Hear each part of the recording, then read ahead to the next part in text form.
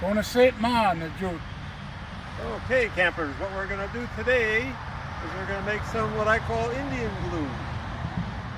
Very simple, but very, very productive, and it's been used for centuries by the native folks of this land.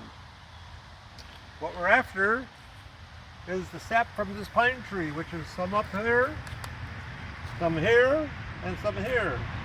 We're going to harvest it in this little cup, this little pop can.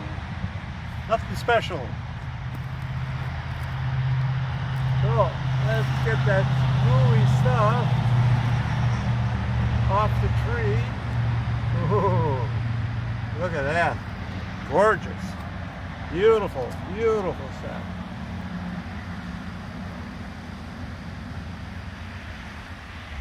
This is also good medicine. It's good for wounds. If you have a scratch or a cut, you apply that to the wound, and it's good for that as well. Okay, we're gonna get that one. I think we got a dryer look. That one's really under tight. Oh, there we go. That's what we're after. You know, actually that should be about enough. Okay, we gotta grind up our charcoal, which is one of the ingredients in our Indian glue. You don't need a mortar and pestle. I just happen to have one, so I'm using it. We want to grind that charcoal very, very fine. Now we have our pine pitch that we want to melt.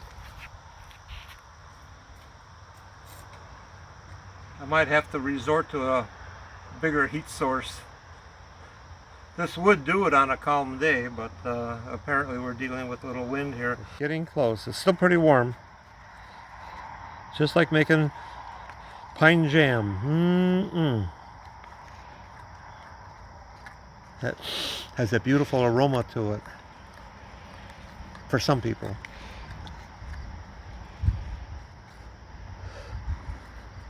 Arrow shaft, arrow point,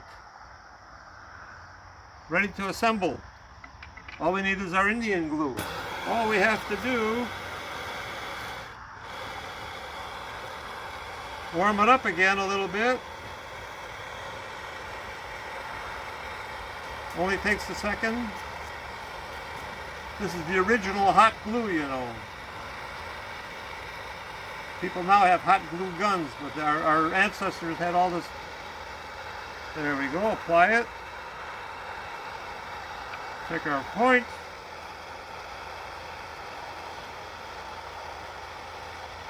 Little wet finger, it won't stick to you.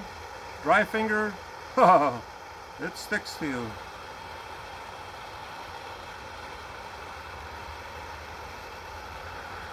Check it for trueness. Ooh, pretty good, pretty good. There we are. Now all we have to do is wrap our sinew around that, and we got an arrow almost ready to fly, except for the fletching. Once the glue turns solid, you can clean it up a little bit just by scraping and, you know, getting rid of any of the rough edges. Or you can take a hot knife and just polish it up with a hot knife, and you're all set to go.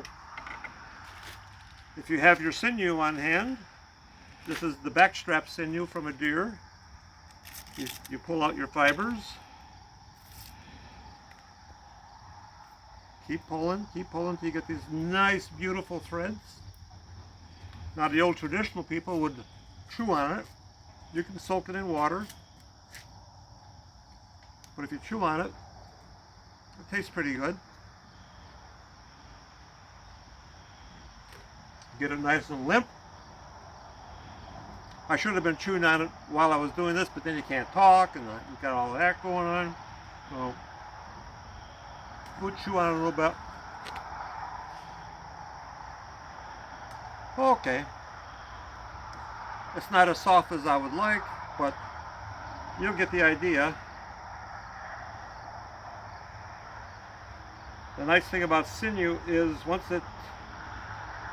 Now this is the real sinew. This isn't the stuff you buy in schools.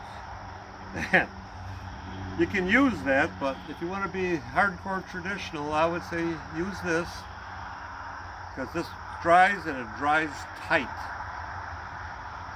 And you don't really need, you can put a little bit of hide glue on it to hold it. You don't really have to, but you can. That arrow shaft and arrow point is one good unit.